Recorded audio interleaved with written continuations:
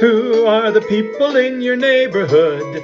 They're the people that you meet when you're on a quarantine. They're the people that you meet each day.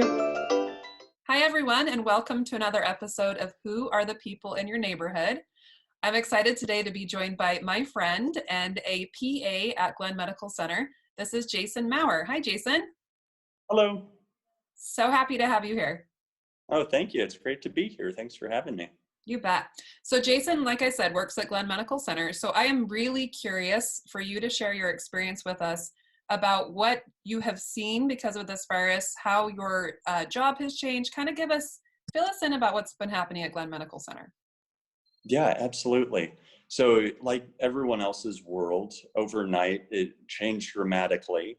And for me, what that means is instead of meeting with patients face to face, we've here implemented telehealth, which is very much kind of like this interaction with video chat or video conferencing.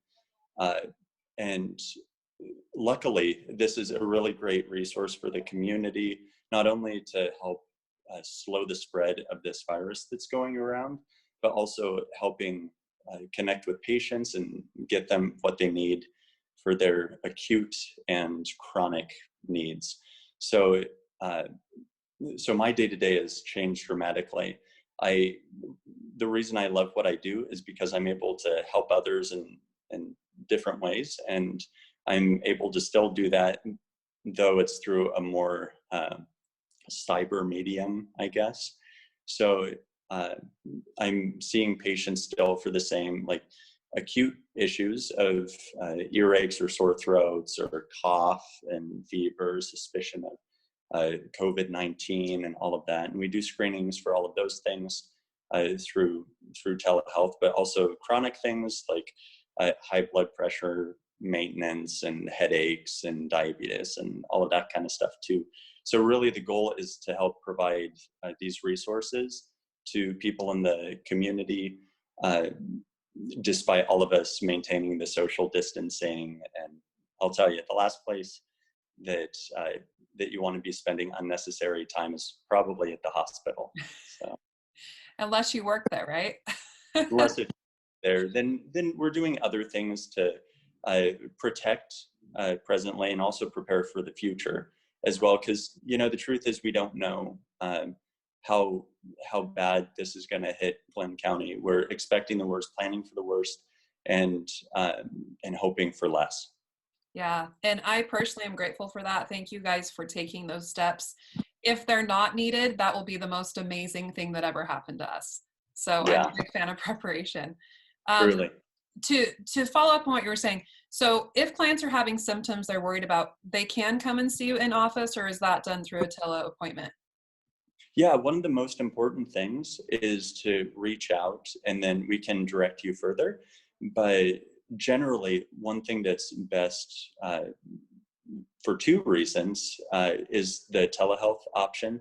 So even if people come to the hospital and call outside the door, which I've had a lot of patients do this Mhm. uh, before even going in and either accidentally spreading something that they might have or accidentally contracting something else someone else is really telehealth is optimized for just that it's a face-to-face encounter and without the risk of catching stuff or spreading stuff. Yeah. So if they're welcome, of course, to come to the hospital, and then we can either do in-person things if we need to or through this medium as well. Fabulous. So the take home on that is that you're available to us in many different forms, but to reach out and you guys will advise how that appointment will happen. And I think that the true hero in this whole coronavirus situation has been technology because yeah, it's really helped us get through this and to be able to continue to connect. I know Willie's been seeing his Stanford doctors the same way, and Jason's our doctor too, and he's available to us. And it's incredible that technology's provided these means for being in touch. So it's awesome. Okay, Yeah. Jason, thank you so much. I also asked Jason to share with us a tip. I've been asking everyone this, but what's something that you can share that will help us get through this crisis? Yeah, I love that question.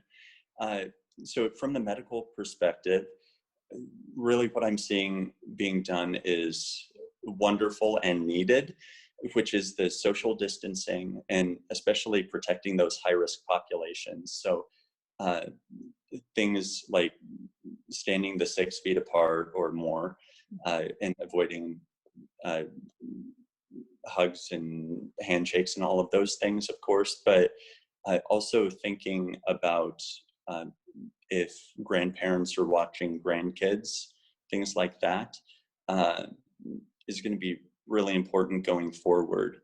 Uh, we actually just had our first confirmed case in the county, and uh, you can, if that's news to anyone watching this, they can go on and learn more about it. Uh, but um, but yeah, it's yeah. So the medical side of things, uh, maintaining the social distancing and what I've seen is really, really good. I'm really proud of so many people for uh, for reaching out through those other mediums offered and thinking about their parents or grandparents or loved ones and taking active measures to help uh, protect them. The other half to this, Missy, that's I think really important is that going through all of this is going to be challenging, but we can come out better on the other side. And I think one of those key things that can make all the difference has to do with mental health and connecting with others, just like you're sharing. And particularly kindness, it can be a real game changer on the small scale with individuals and on the large scale even as a whole population. So simple little things can make a big difference, like mowing your elderly neighbor's yard because they might not be in good enough health to do it themselves, but like everyone else, they're stuck inside. And I can tell you that they really do appreciate those little gestures that mean so much to them. uh, and uh, I lost your visual. You're back. Yeah, sorry, my battery's running low. Something my sister did that I really appreciate and was very, very kind was she made a list for me of some of our favorite shared memories together that I can read when days are long and hard, uh, and I can draw upon those good memories uh, and the love that I feel for my family. Uh, and something else that a neighbor is doing, I'm not sure which neighbor it is, but on our community mailbox on our street, they're putting little sticky notes each day saying like, smile with a little happy face or other inspiring little things. And one from yesterday that was really touching to me is, uh, isn't it isn't it wonderful to hear the sounds of playing children or children playing, because the yards are in close proximity. And I could, as I'm reading that, I could hear the happy children. So those little things that maintain social distancing, but really bring us together more than ever, I think will make all the difference. I agree. Thank you so much for sharing those things and for reminding us about mental health, because I do think that it's a conversation that's it's being touched upon, but we're more worried about our physical health and the distancing and the hand washing. So that was really, really amazing. Kindness is so important. And Jason, thank you for what you're doing in our community and for being there for us. I'm praying and hoping that you stay well. And Oh, thank to wrap up what you said, I loved the couple of things you said. Here's what I'm taking away from Jason. We don't want to accidentally catch the virus or accidentally spread the virus, but we do want to intentionally spread kindness. And that is something that should be spreading, is highly contagious, and it would be amazing if we could spread that from our quarantine. Beautiful. Yeah, thank you so much. Thank you. All right, bye now. Bye.